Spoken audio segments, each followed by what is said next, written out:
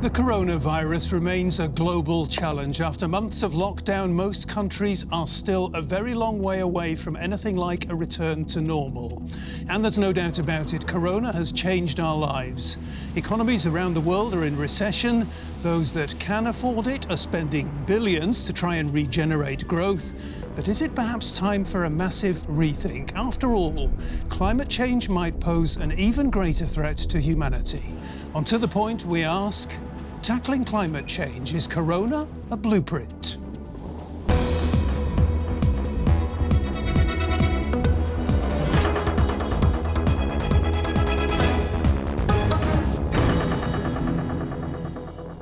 Well, thanks so very much for joining us here on the show, where my guests are Helena, Marschall, an environmental activist with Fridays for Future.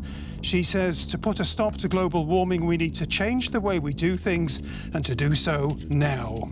Also with us is Riedel from the business and finance paper Handelsblatt, who argues that if the economy doesn't pick up, then we'll be going right back to where we started, because there's no more funding for climate-friendly modernisation. And a very warm welcome to Stefan. He's a climatologist at the Potsdam Institute for Climate Impact Research.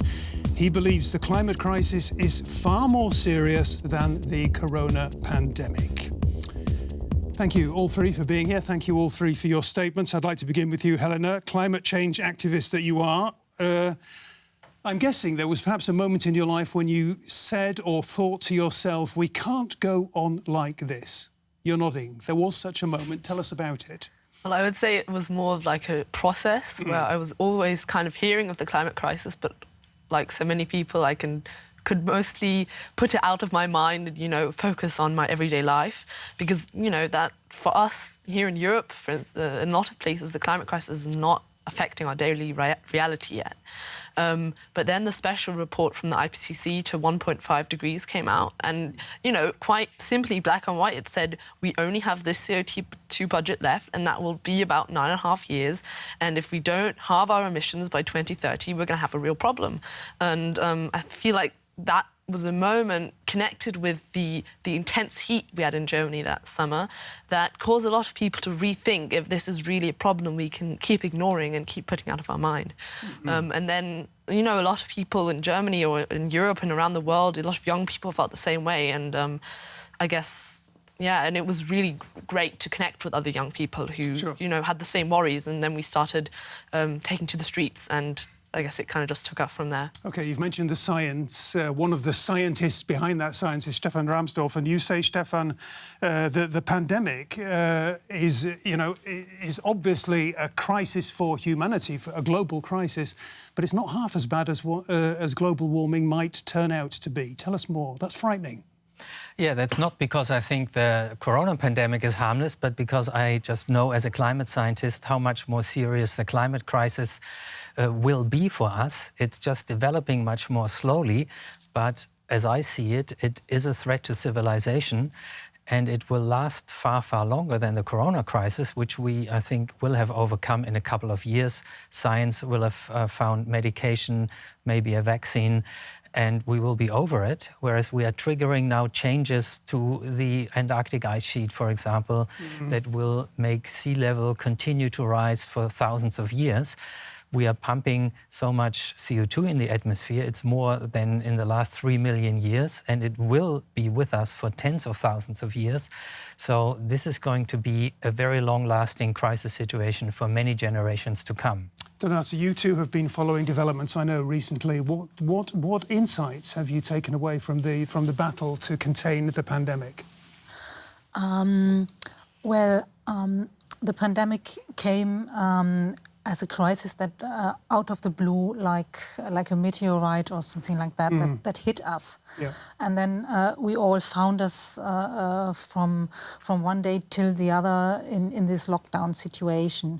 And I think there's nothing positive about the lockdowns, because it really hit the economy very, very hard. And so when we now try to restart the economy and to come back into the new normal. To return to growth. To return to growth, yes. I think we have to do it in a climate-friendly way because, as Dieter rightly said, the climate crisis will stay very long, and it's a long, it's a marathon and not a sprint. I've introduced the idea of growth to the discussion because I think it is going to be very much at the hub of what we're going to be talking about today. And I just wonder if should growth be the metric for humanity's well-being? Well, I think we don't have a better metric for the economic development of the world. So I think we should stick to that, but we have to see what lies behind this growth, what makes the economy growing.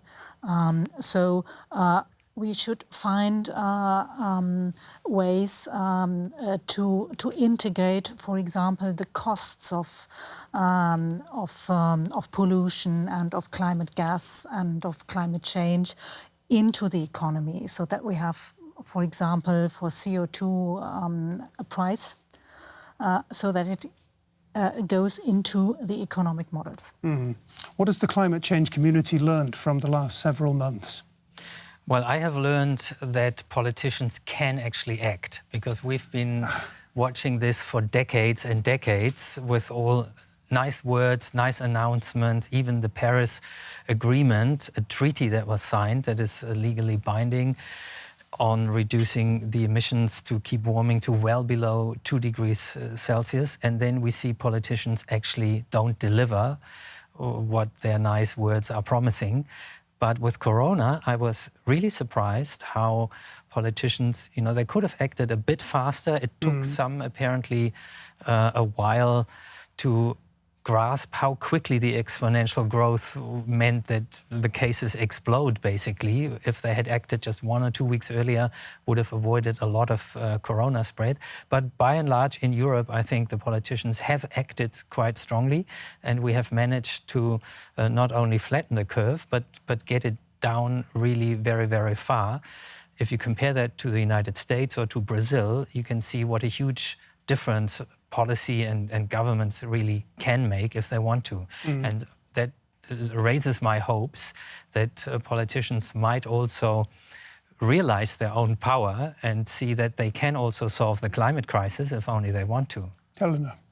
Yeah, I think I would agree with a lot of what was just said. We can see the huge difference between politics that is guided by science and which is strongly orientated to the scientific reality, and the difference between and when we look to the US, for example, where science doesn't play a role at all into the response to the coronavirus. And I feel like that is this in Germany, thousands of people every day are listening to the lead virologist, Christian Drosten, in his podcast every single day, and hearing what is the newest development towards the coronavirus. And that is exactly the kind of mindset we need when we look at the climate crisis, because we can only use, the solutions will only be right if we can prove that they are actually reducing our CO2 emissions and that they are actually going to be effective. And sadly, we haven't seen that development. So the next, things that have been decided in Germany, when we look at the phase out of coal until 2038, that is entirely moving away from the scientific reality that we need to phase out coal by 2030 in order to stay in line by 1.5 degrees. So I feel like we are still seeing a stark divide between how politics was done in the towards the coronavirus and how politics is being done concerning the climate crisis. Having said all that, there's this sort of optimistic note. One German newspaper commentator said in the Berliner Zeitung, a Berlin newspaper, said there's no optimism, there is no utopia, no idealism at this point in time. People want to get back to normal. That can't be very good for your cause. Well, the question is, what is normal? And I feel like, trying to recreate the status quo as it was before Corona is not an option, because that was a status quo, that was a crisis. The climate crisis was there. The way we were using our energy systems, the way we were using mobility, the way the world was working was in a crisis, fundamentally. So obviously, I can see that people, change is hard and change is difficult, and why people don't want to change is obvious. But I feel like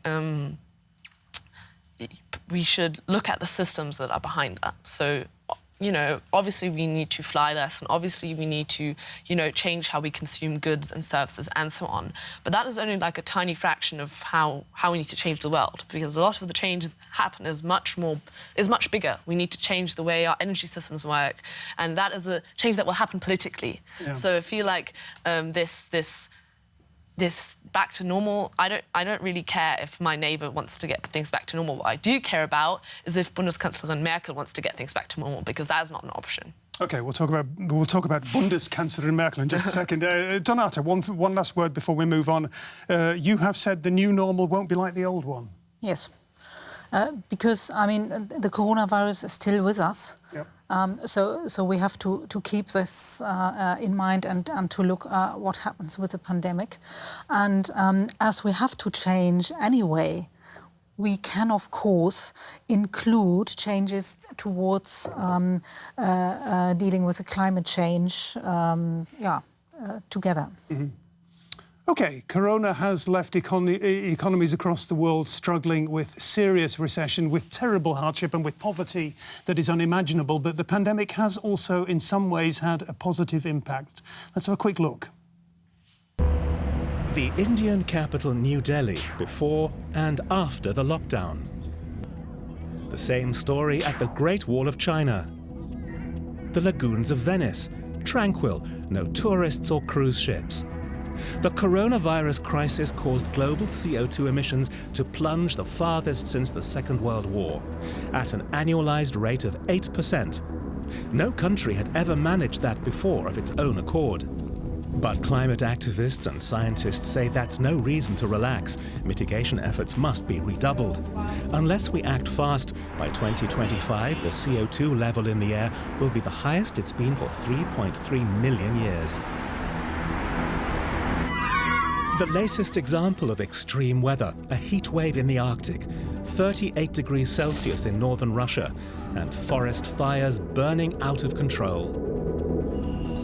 Scientists say we need the equivalent of a 3-month lockdown every year for decades to keep global warming under 2 degrees. Will we fight climate change as decisively as the coronavirus?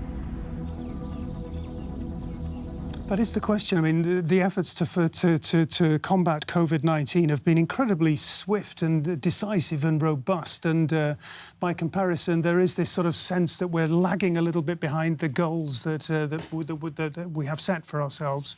What exactly are we letting that happen? Have we been too distracted by the corona crisis? Have we taken our eyes off of the ball? Well, the thing is that the climate crisis just develops in slow motion. And every year politicians find some reason why there is some more urgent crisis or financial corona, whatever.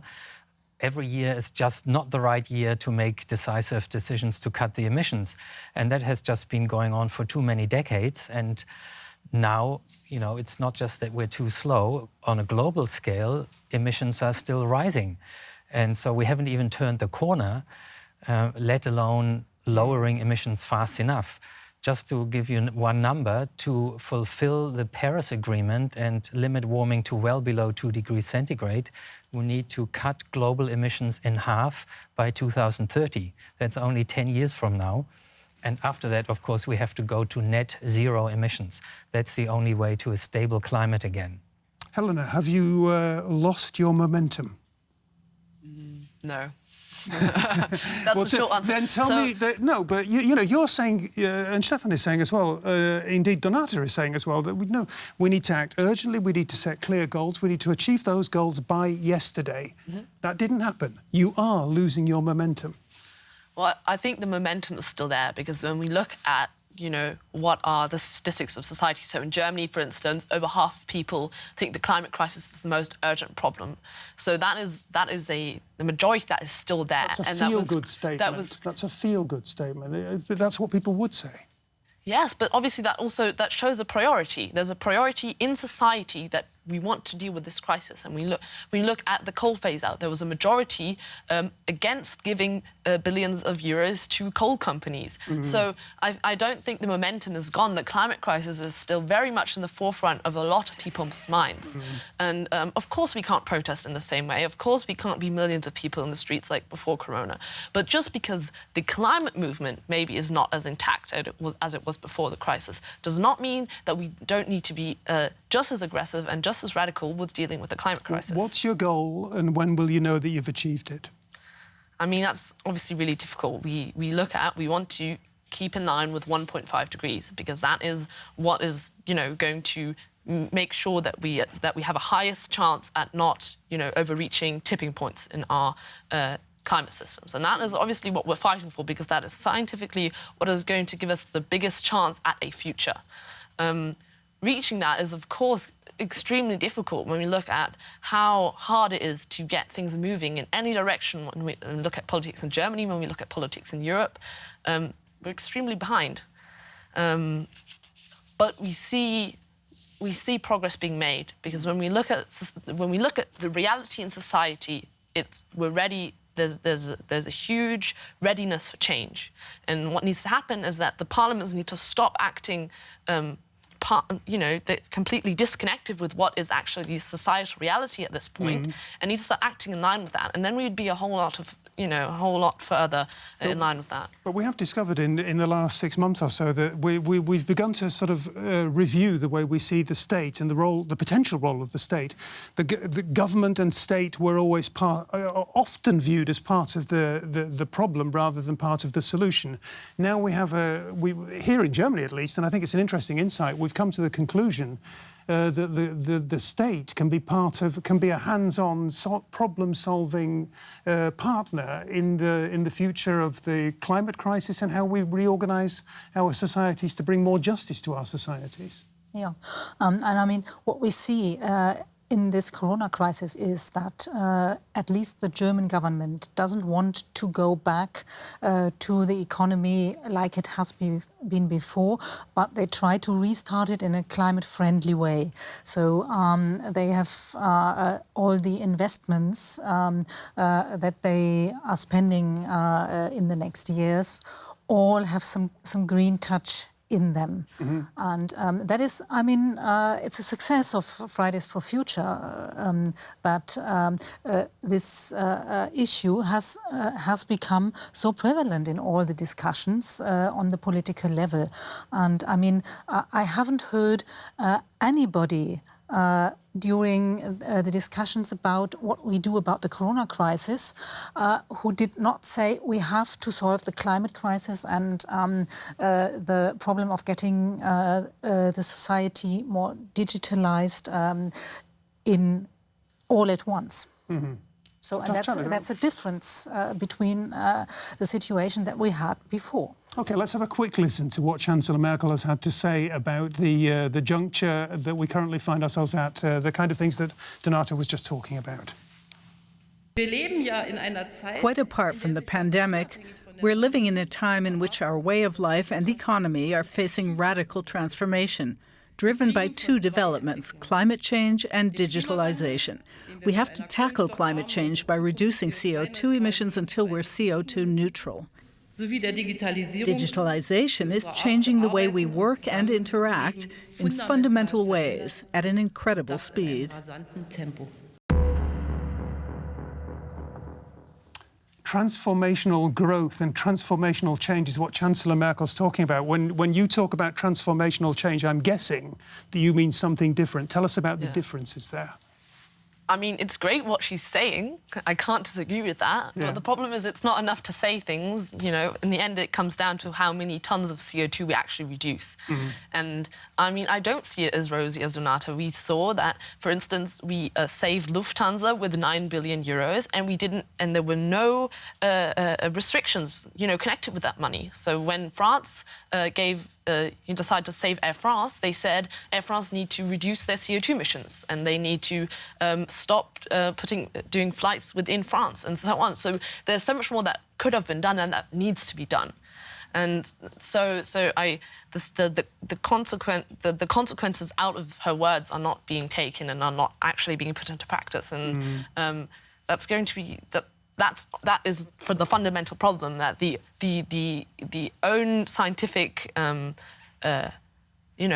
people that are supposed to tell Chancellor Merkel what to do are telling her it's not enough what she's doing, and then her politics are not even in line with what her own people are saying. Stefan, I'm interested in two concepts that have cropped up while I've been sort of reading into the story this week, post-growth and degrowth. Tell us about the limits to growth. Tell us how do we organise a society where we reduce emissions but keep boosting society and jobs and transforming society and jobs, the way we work. How do you do that? Well, I'm not an economist, I'm a climate scientist, and my main concern is that we fulfill the Paris Agreement, and that means, as I already mentioned, cutting emissions by half within 10 years. Does that mean cutting jobs by half? No, of course not. It just means investing in the right kind of businesses, the right kind of technologies, and that is where these stimulus packages are extremely important. It's fantastic that governments suddenly discover that they have lots of money they can spend. In previous years, they never had money to spend enough on building, say, renewable energy. And what breathtaking sums we are talking about. Exactly. Suddenly, yeah? But if we put these amounts of money to work, we can't just prop up the old fossil industries and go back to business as before. We have to invest this into the industries and businesses and energy of the future that are sustainable. Does that mean that people working in the aviation sector, in the automotive sector or wherever, are they just sort of victims of history? Are they in the wrong place at the wrong time? Have they got to go? It's a bit like the typewriter industry. You can't prop up the typewriter industry when the computers come up. And so, of course, you need to make a socially fair transformation, and people may have to go into new jobs or whatever. You know, I'm all in favor of having a really good social policy there. But it doesn't mean subsidizing fossil fuels for the future. But the lady on my right says that there are no more funds available for these kind of investments. There are more funds for transformational economy, because I mean, in the investment package of the government, there's lots and lots and lots into green energy and to prop up a climate-friendly modernization of the economy. Of course, my friends here will always say it's not enough. And I think if you just look on climate, they are right. Yeah. But if you also look on society and how it has to change, I mean, I would be against shutting down Lufthansa and the whole automotive industry at once. You can't do that because, I mean, it would create poverty in the workforce, and I think you will need some kind of airlines, and you will need some kind of automotives also in the future. But you have to find ways in how you can change these industries into being more climate friendly and to get the carbon out of them. Okay, that was Donata's element of the blueprint that we're supposed to come up for dealing with climate change. Give me your recommendation, your top recommendation. I mean, the potential is huge. Green jobs and jobs with, you know, small CO2 emissions, which is education, which is, you know, health and care of elderly, which is, you know, in renewable energy, which is in the renewable sector for building, and so on and so on. And those jobs have been shown by economists that they bring more growth if we're holding on to that concept. They bring more jobs per invested euro, and they bring in a shorter time they bring more rebates. And so we're seeing that on every front. It's actually so logical to you know, put investments there and to put money there and have a good idea where we can get that money, perhaps another 37 billion euros in fossil fuel subsidies Germany does per year. So there's obviously money there, and we just need to shift that and, you know, reevaluate our priorities. And that we don't just need to do that in the future, sometime next year. We need to do that now. So when we, you know, decide where we're putting our investments now, we need to, you know, make the priorities clear right now as well. And I'm not seeing that strong enough yet. Stefan, what have you got to put on our blueprint for tackling climate change? You've got 30 seconds. Okay, the timescale of doing this is set by the Paris Agreement, and so halving global emissions in 10 years, down to 0 by the mid-century. And that's not what we want, that was what the world agreed upon. OK, thank you all three for those views. It's been a great discussion. I hope we've given you plenty of food for thought. If we have, come back next week. Until then, bye-bye and tschüss.